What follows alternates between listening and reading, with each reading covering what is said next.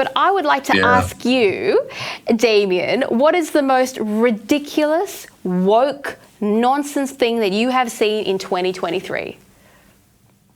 Oh boy, it's hard to choose, isn't it? I mean, we've just been wallowing in so much of it. It can get very depressing, so it is important to keep laughing at this craziness that's all around us. But I think the dumbest, the stupidest for me is always the actors and celebrities who try to lecture, and they get that tone where they're really scolding us, you know?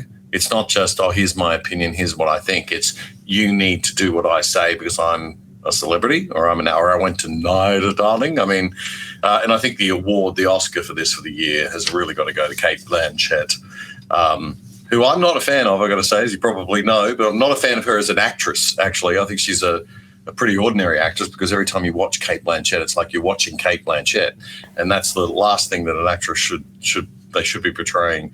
The character that they're playing. So I'm not a fan of hers as an actress, but I'm certainly not a fan of hers off screen either.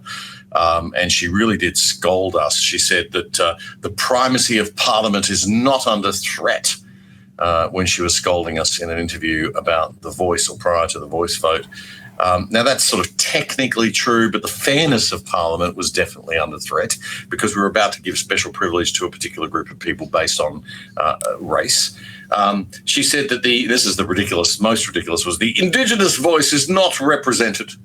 We need to be more inclusive and more vibrant. We'll tell that to the 11 MPs, the Indigenous MPs in our Parliament who have IQs far higher than hers, who would have been very shocked to hear that they didn't have a voice. Maybe it just wasn't the voice that she wanted.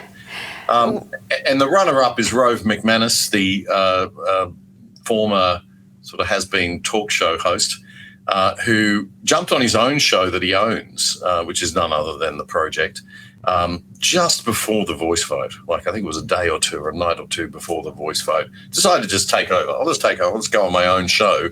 And I suppose it's his prerogative. But he really waved the finger at us. He said that his 9-year-old daughter, came into the booth to vote with him, and he said she got it. She got it straight away. She said, I can't believe anybody would want to vote no to this.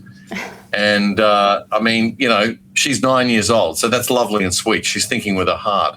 Rover's 49, should be thinking with his brain, and he definitely wasn't, because he wasn't thinking about all the implications that flowed from that nice-sounding, fluffy idea. Well, but really, the icing of the cake was when he finished that statement and he said, think about what you're doing and let's just be decent for once. And that would have to go down in history as the most condescending thing I have heard a celebrity say, and the most directly condescending for quite a long time. So congratulations to Rove McManus for outdoing even Cate Blanchett at the end of the year there. They've all gone awfully quiet, I noticed. Like, you don't hear much of them now that they lost that referendum. But my award's going to go to the head of an animal activist organisation who has decided to, when she dies, she's going to cut off a piece of her arse and donate that to Anthony Albanese to make some kind of random point about animal safety or something. I don't know, it sounds like a total crazy thing to me to do, but there you have it. That's where we're at right now. She's going to cut off a piece of her backside. Yes, I might have gone from the British version of that word, but yes, you are correct. You did not take out a piece of her brain. No, just the arse.